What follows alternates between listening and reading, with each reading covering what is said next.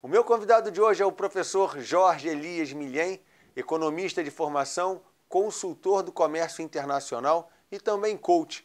O programa CDL Entrevistas vai para um rápido intervalo e volta já.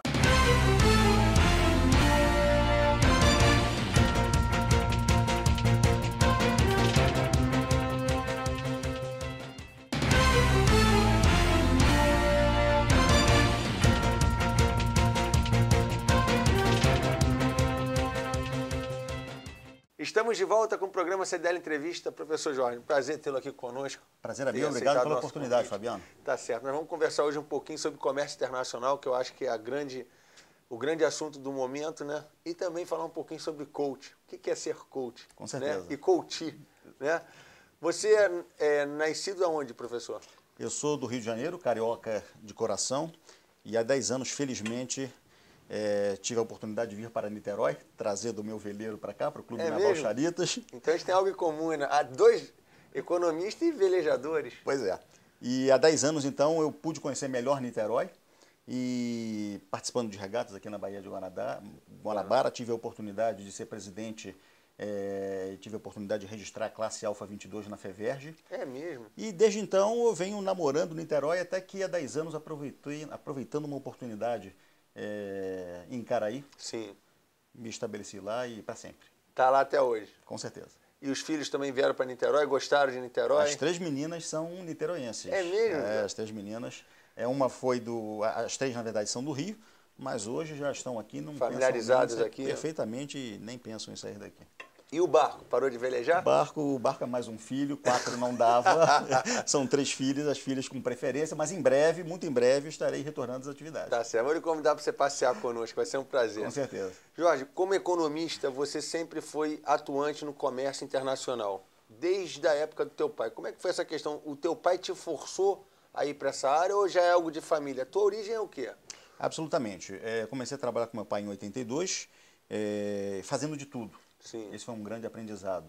E como economista comecei a ver as questões mais burocráticas, Sim, mais administrativas da empresa, mas logo em seguida algumas oportunidades na área de exportação apareceram. E desde então eu me dediquei no primeiro momento à exportação. Sim. E logo depois à importação. A tua família tem origem libanesa? A minha família é italiana e síria. Síria. Isso. Milhem, né? Milhem, então isso. O comércio internacional já está na veia, já está né? no sangue, já está no DNA desses povos, né? povos, esses Parte, antepassados, né? Com certeza. Então isso daí foi algo muito natural que foi acontecendo na tua vida. Bastante natural. Dos 3 irmãos, 2 ficaram mais ligados a essa área de economia, administração, Sim, comércio exterior, e o terceiro irmão é um arquiteto. Arquiteto. Isso. Minha esposa é arquiteta. Ah, ótimo. Então vamos lá.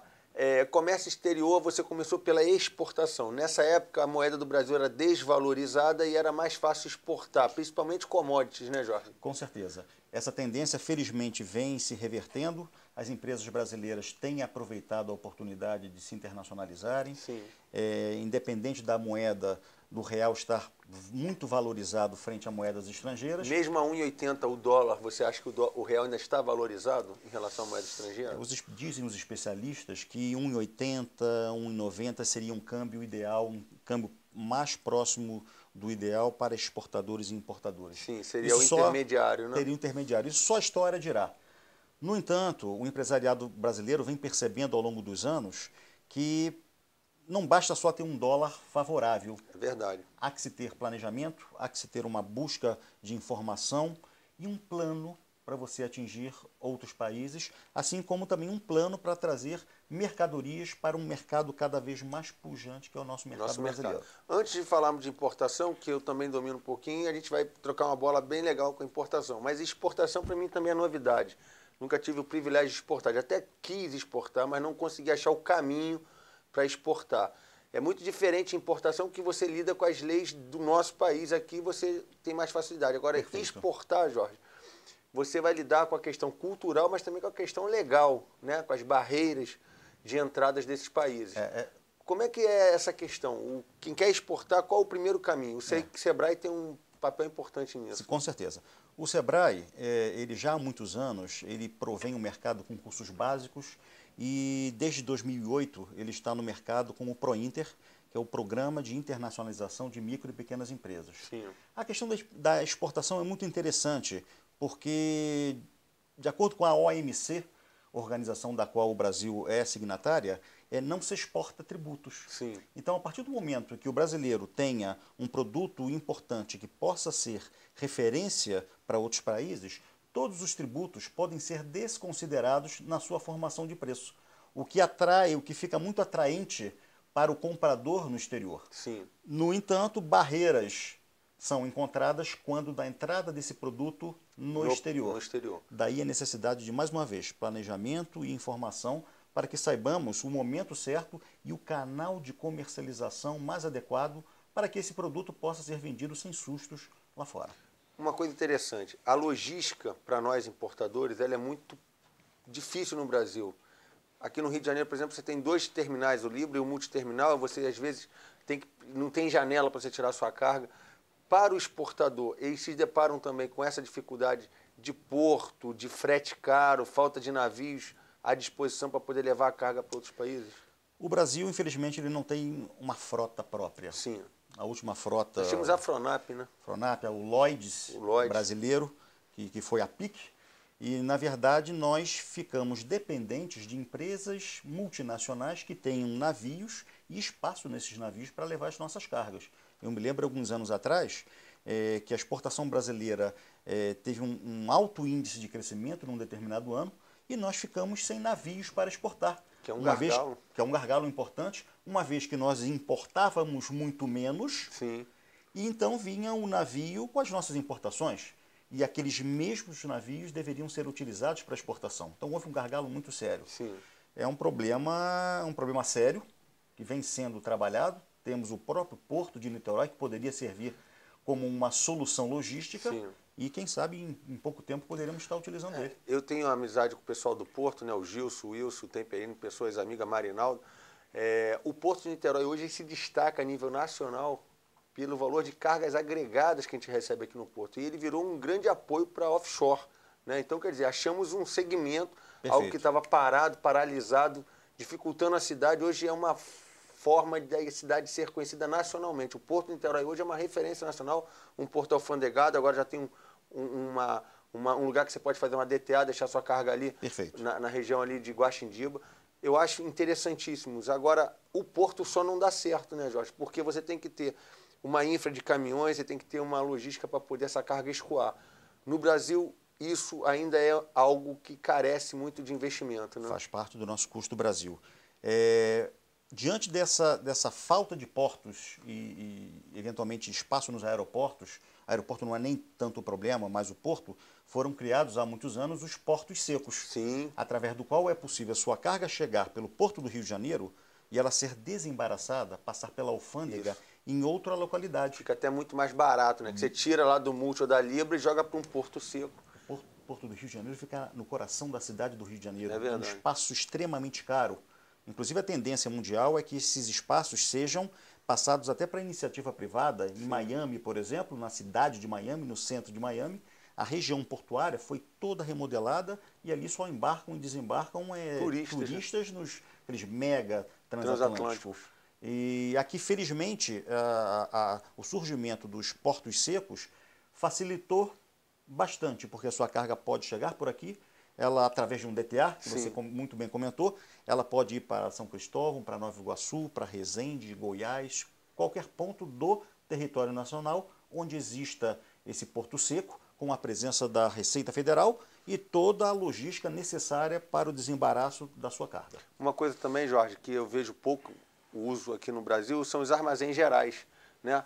Há um conceito de que a gente recebe a carga, temos que nacionalizá-la. Já falando um pouquinho de importação, os armazéns gerais é um lugar que você pode deixar sua carga armazenada ali, paga um aluguel antes dela estar alfanegada, ou pós-desembaraço você deixa ela ali. Ou, se você não quiser desembaraçá-la, deixa no armazém geral alfandegado, no momento oportuno você vai fazendo desembaraço parcial. Em outros lugares, à exceção do Rio, tem esse conceito de uso? Perfeitamente. Entrepostos aduaneiros estão encontrados em diversas partes do Brasil, possibilitando, inclusive, que o empresariado não precise ter um capital de giro muito grande para pagar as despesas de nacionalização. Que é tudo antecipado. Tudo antecipado. Inclusive, estrategicamente, muitas empresas, até ligadas à área de petróleo e gás, têm usado os entrepostos aduaneiros para fazer um estoque estratégico de determinados produtos para atender uma demanda que é muito urgente da indústria de petróleo e gás. Essa modalidade, esse regime aduaneiro, ele serve para qualquer tipo de empresário, cuja taxa de armazenagem é muito menor do que a taxa de armazenagem, por exemplo, de um porto do Rio de Janeiro que está no coração da cidade, tornando-se assim um custo bastante elevado para o importador. Jorge, importação, qualquer um pode fazer? A importação, felizmente, a partir do início dos anos 2000, foi criada uma flexibilização e uma normatização muito grande por parte do governo federal. Sim. Conversamos outro dia sobre a IN 650, que permite hoje para uma pequena e média empresa brasileira que exporte por semestre até $300 mil e importe até $150 mil. Que é o radar simplificado, que é o radar simplificado, sem a necessidade de um grande capital. É verdade. Isso faz com que, atualmente, aproximadamente 50 mil empresas brasileiras de pequeno porte acessem o comércio exterior. E o que eu achei legal também nessa questão da exportação, uma política de incentivo à exportação, foi que a empresa enquadrada no Simples, mesmo que ela pode exportar até R$3.600.000, que não vai impactar no limite dela do Simples Nacional. Então ela tem um limite nacional e um limite para exportação. Foi um grande incentivo que a presidente Dilma deu aí para os empresários do segmento. Perfeitamente. Né? Só lembrando que no caso da empresa Simples, os créditos obtidos por uma empresa normal com a isenção dos tributos, essa isenção ela se aplica à empresa que não está no Simples. Sim. Mas para quem é a empresa que está no Simples, ao contrário do que acontecia logo do lançamento do Simples, Sim, não poderiam exportar. Hoje ela já pode exportar. E é uma porta de entrada, é uma experiência muito positiva para as empresas brasileiras. Então você, como um especialista nesse setor, você estimula empresários do Simples Nacional a pensar na exportação, ainda que seja para o Mercosul, que é bem fácil de exportar, né, Jorge? Para começar, sim. E é até interessante que, num primeiro momento, as empresas ficam eventualmente com medo de burocracia, que existe sim uma burocracia. É verdade. Existe um controle, até para a proteção da nossa indústria nacional, mas não devem ficar apenas levando em consideração o simples. Porque a partir do momento que existir um planejamento e realmente ela quiser investir em determinado mercado, num segundo momento, que saia do simples, que abra a sua empresa. Ouse mais, né? Que ouse mais e que coloque mais dinheiro no bolso, que é o que todos nós queremos. Então quer dizer que comércio exterior não é um bicho de sete cabeças? Absolutamente. Hoje em dia, basta que você tenha informação e planejamento para dar o primeiro passo.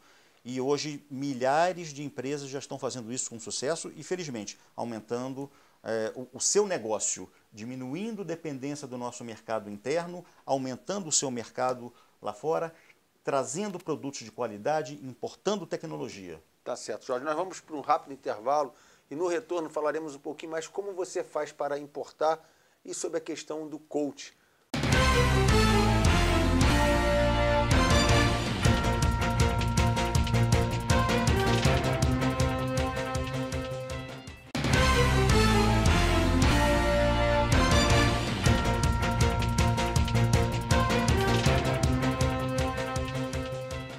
Estamos de volta com o programa CDL Entrevista com o professor Jorge Elias. Falávamos a respeito da importação, como que hoje é fácil se importar e também exportar, né, Jorge?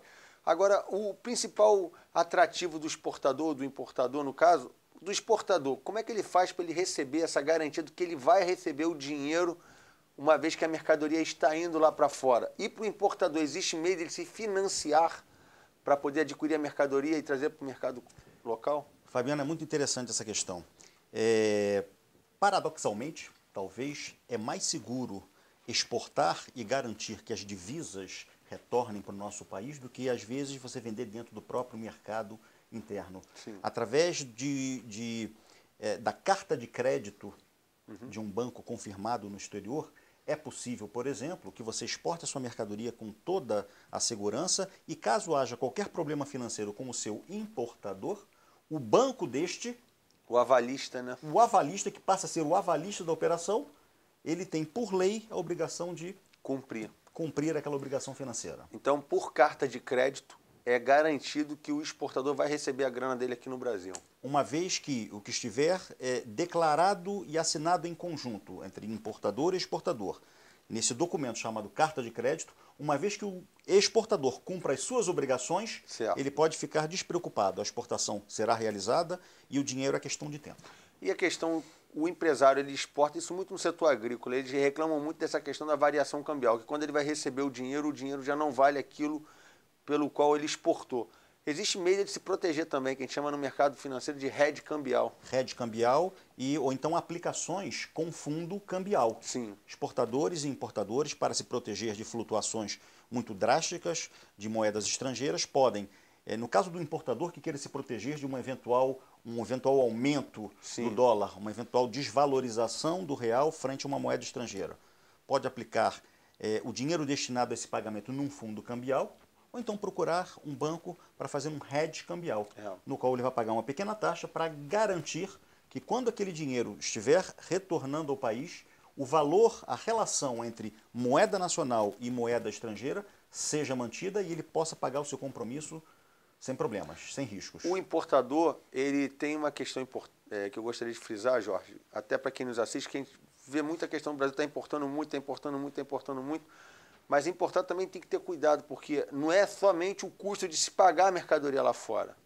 Existe a questão de quanto que essa mercadoria vai entrar no Brasil, né? E aí que muitas pessoas tropeçam. Aí acham que importação não é um bom negócio, porque não houve uma preocupação prévia de quanto isso custaria. Fala um pouquinho para nós sobre essa questão, Jorge. Perfeito. É o que nós chamamos, Fabiano, de uma análise de viabilidade de importação. É muito importante que o empresário ele não se anime muito num primeiro momento, sem fazer conta. Sim. A partir do valor FOB da mercadoria, que é o valor que o seu exportador coloca a sua mercadoria no porto de origem, a partir desse valor, diversos itens, diversas despesas vão incorrer sobre essa importação. Frete internacional, seguro internacional, despacho aduaneiro, fechamento de câmbio, taxa de armazenagem, despesas bancárias, de hemorragem, né? Capatazia, fundo de variação da Maria Mercante. Nem existe Maria Mercante no Brasil, a gente tem que pagar esse fundo aí. 25% sobre o valor, né? 25% sobre o valor do frete internacional. Essa é uma das nossas principais preocupações com os nossos clientes. Nós, inclusive, e aqui para a CDL, para os associados da CDL... Nós fechamos uma parceria, né, Jorge? Perfeitamente, uma parceria através da qual você que está interessado em importar vai nos passar o produto que você se interessa em trazer para o Brasil, a quantidade dele, o volume, em termos de volume métrico dessa mercadoria, e nós faremos todo esse caminho, toda essa despesa, desde a saída dessa mercadoria do exterior até chegar na sua estrutura comercial, no seu armazém, no seu galpão, na sua sala, para que esse empresário possa, então, sem realizar o negócio fisicamente, ter uma ideia de quanto vai sair efetivamente aquele custo para saber se ele é competitivo ou não no mercado. É verdade. Jorge, também tem uma questão. Quem não quiser tirar o radar, eu quero começar, quero ver se esse negócio é bom. Existe a modalidade que você também pode explicar, que é a questão de operar por trading, né? Sim. Então, comprando pela trading, eu não preciso ter radar, só se eu for comprar por encomenda. Aí eu tenho que ter radar. Mas eu não tendo encomenda, comprando por você, você vai lá, compra para mim, traz para mim, eu te pago aqui nacionalizado. É uma possibilidade também. Perfeitamente. Só temos que ter o cuidado que caso essa importação seja feita única e exclusivamente para uma determinada empresa, essa empresa deverá ter radar também. Perfeito. A vantagem da Trading Company, né, que é uma empresa comercial exportadora e importadora, é que todo o processo logístico de negociação e até a entrega da carga no depósito do importador é feita por uma empresa que já tem larga experiência. Que a gente chama de porta a porta, né? Porta a porta, diminuindo custo, diminuindo problemas com seguro, problemas com logística, transporte. A partir daí, a partir de um aumento na demanda do cliente brasileiro, esse cliente pode até pensar, num segundo momento, em preparar um departamento dentro da sua empresa para assumir esse novo setor que seria o comércio exterior. Então, um bom caminho para quem quer importar, Jorge, eu acho que a questão da trading é uma boa porta de entrada, né? O cara começa, para ele, eu não quero tirar radar ainda. No nosso caso foi mais ou menos isso, nós operávamos por um terceiro, e aí eu tive que ir aprendendo, também como você bem falou, não existe hoje uma formatação de um curso que nos explique. Existem relações internacionais, mas um curso específico de comércio exterior, graduação, importação, não existe. Aqui né? no Rio de Janeiro, infelizmente, não existe. A gente tem que aprender meio que empiricamente, né? E foi como eu aprendi na prática durante 20 anos, fazendo, aprendendo, errando, consertando.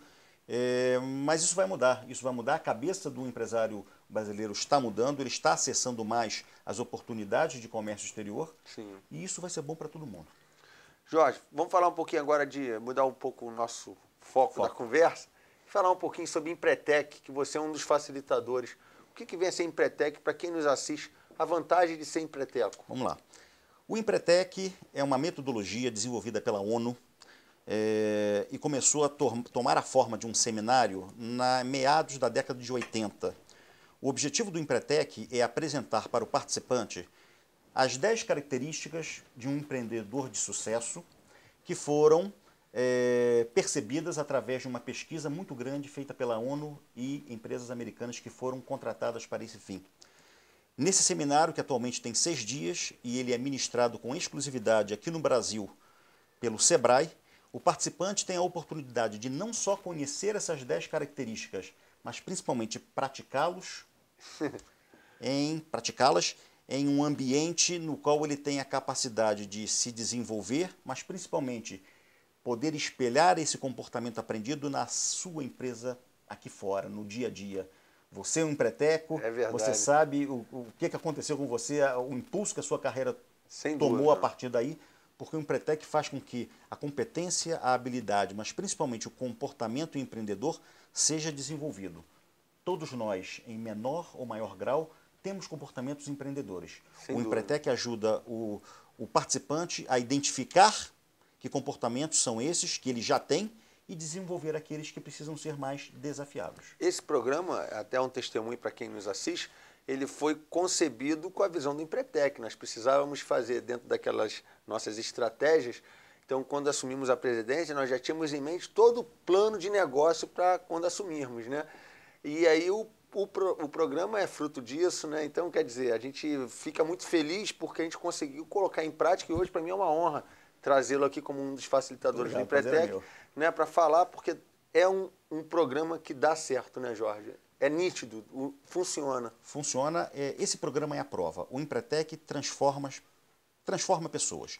E esse programa, de certa maneira, pode estar transformando a vida de empresários que querem se desenvolver através do comércio exterior, através de comportamentos empresariais. A prova é isso aqui. E coach, qual a diferença aí? O que você marcaria como coach e depois se existe alguma similaridade entre os dois programas? O coach é uma outra metodologia que atua de outra maneira. Sim. O processo de coaching surgiu nos Estados Unidos após a Segunda Guerra Mundial, período em que as empresas americanas tiveram um período de evolução muito grande. E à medida que os seus empresários iam se aposentando, a nova geração passava por dificuldades para atuar naquela área que ele não tinha tanta experiência. A partir daí, as empresas passaram a convidar os antigos diretores, gerentes, para treinar as novas pessoas que estavam assumindo aqueles cargos. Que eles iam embora e a sabedoria ia junto com eles. O processo de coach se inicia a partir do momento em que o cliente, que chamamos de coach, estabelece para si uma meta que pode ser pessoal ou profissional. Certo. A partir daí, o coach, cuja tradução literal seria treinador, o coach assume junto com ele a responsabilidade de buscar no coach, no cliente, as competências internas, as habilidades internas para que o objetivo seja alcançado pelo mérito do cliente. Essa é a grande diferença para outros treinamentos em que o treinador ele passa a fazer parte também da solução. No caso do coach, a solução é encontrada e é implementada pelo coach.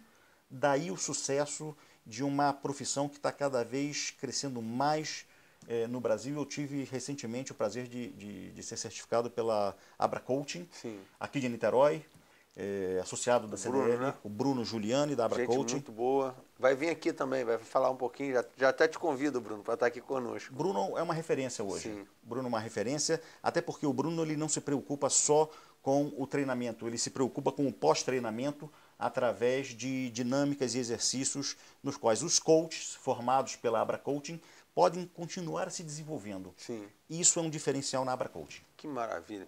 Jorge, nosso programa já está chegando ao final.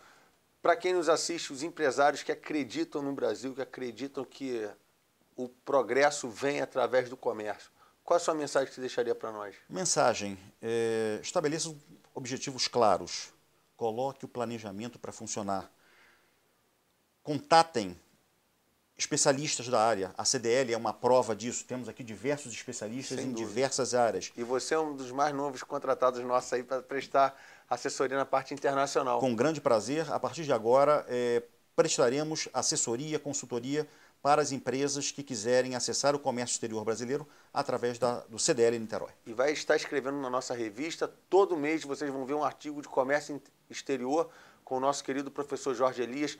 Foi um prazer recebê-lo aqui conosco. Muito obrigado. Até a próxima. Espero lhe entrevistar novamente. Foi com certeza. Privilégio. Tá Será bom? um prazer. O programa CDL Entrevista vai ficando por aqui. Até a próxima semana com mais um convidado.